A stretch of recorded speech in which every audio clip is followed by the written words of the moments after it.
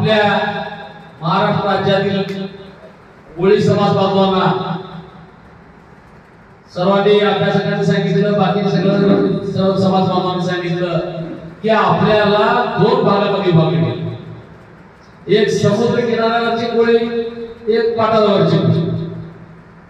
मला सांगा कोळी म्हणजे कोण?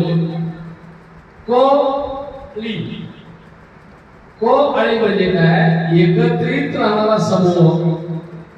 जो समूह आहे अलीमध्ये राहणारा त्याला कोळी म्हणून व्याख्या केली गेली. आणि खानापूर सरांच्या पुराव्यानुसार पाहिलं गेलं तर कोळी नोंदी हे शासनाच्या आदेशाप्रमाणे लागले गेले. त्यावेळेला कॉलम जे जातीचा होता, जिथं माधव कोळी, मल्हार कोळी, टोकरे कोळी, ढोर कोळी द्यायला पाहिजे होतं, तिथं तर न लिहिता फक्त कोळी म्हणून नोंदी घ्या असे जेव्हा शासकीय आदेश निघाले तेव्हा आपल्या सगळ्यांच्या नोंदी कोळी म्हणून आली.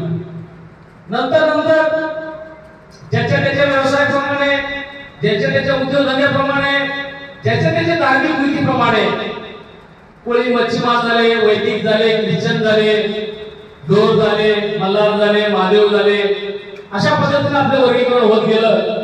त्याचे पुरावे देखील प्राध्यापक खानापूर सरांनी काढलेले आहेत.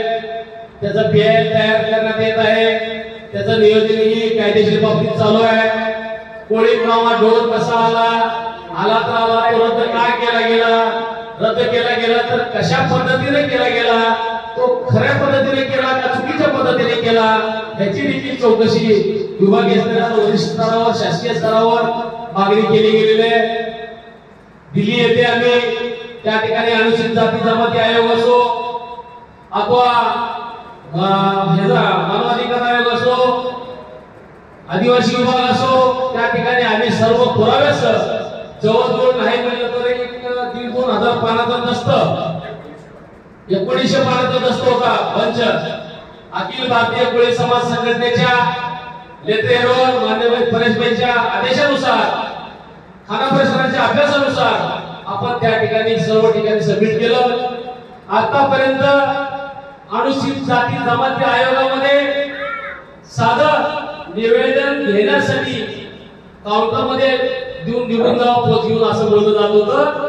ज्या वेळेला आपण हे सर्व पंच 1900 पानी अखिल भारतीय कोळी समाजाच्या लेटरपॅडवर आपण घेऊन गेलो बुवा महाराज, तर त्या ठिकाणी अनुसूचित जाती जमाती आयोगाचे सदस्य साधारणतः आपल्याला 3 ते 4 तास, सेक्रेटरी डायरेक्टर होते, डायरेक्टर विथ सेक्रेटरी 3 ते 4 तास, विचार करा 3 ते 4 तास आपण त्यांचा अगोदर वेळ घेतला नाही, काही नाही, अचानक गेलो होतो.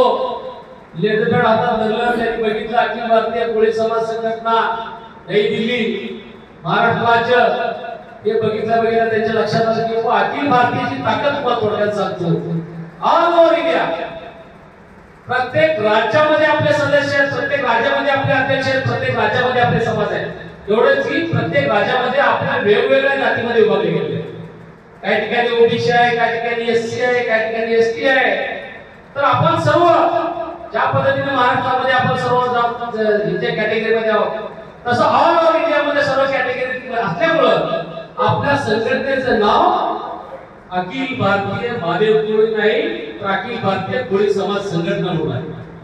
तर सांगण्याचा उद्देश एवढाच आहे, आपल्या संघटनेचे राष्ट्रीय अध्यक्ष माजी ते खासदार होते, त्यानंतर ते बिहारचे राज्यपाल झाले, त्यानंतर भारत देशाचे राष्ट्रपती पद झाले.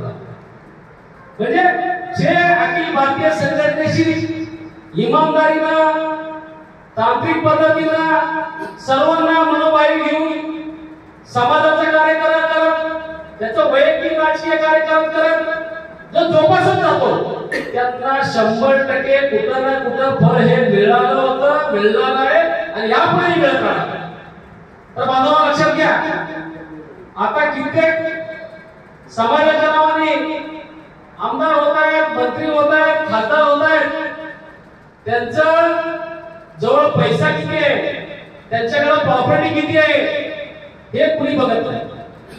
त्याला पद देताना विश्वास भाऊ त्यांच्या सोबत समाज किती आहे त्यांच्या सोबत समाजाची ताकद किती आहे, जर ह्या माणसाला आपण पद दिलं तर ह्याच्यापासून आपल्याला हा समाज सोबत येणार आहे का, हे सर्व अभ्यास करून प्रत्येक राजकीय पक्ष त्या ठिकाणी आमदार खासदार दिलं जाते. तर आज महाराष्ट्राच्या मध्ये आता सध्याला आपल्या खासदार समाजामध्ये ते आगरी कोळी असतील, आपले कोळी असतील, आदिवासी कोळी असतील, पण ते कोळी आहेत. ते दोन कोळी समाजाचे आपल्या त्या ठिकाणी मुंबईमध्ये खासदार आले.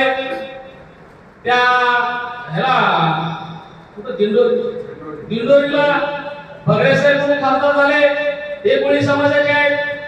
या पद्धतीने कोळी समाजाच्या खासदारीमध्ये आता वाढ होत चाललेली आहे.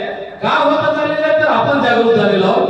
लवकरात लवकर उद्याच्या विधानसभेमध्ये आतापर्यंत आपण बघितलं, आपण फक्त आपलं समाज दाखवून श्री एमएलसी वगैरे न दाखवता आपले हे सर्व परेंद्र असतील, दत्ता बसुरोशी असतील, बुवा महाराज असतील, इतर सर्व समाज बांधव असतील, त्यांनी ठरवले की आता आपण दुसऱ्याच्या खांद्यावर बंदूक घेऊन गोळी चालवायची नाही. आता आपल्याला प्रत्येक जिल्ह्यामध्ये आपला समाज सक्षम झाला पाहिजे. प्रत्येक जिल्ह्यामध्ये आपला समाजाचा उमेदवार त्या ठिकाणी आमदारकी थांबला पाहिजे. भलं तो पडो अथवा निवडून येऊ. जर समजा निवडून नाही आला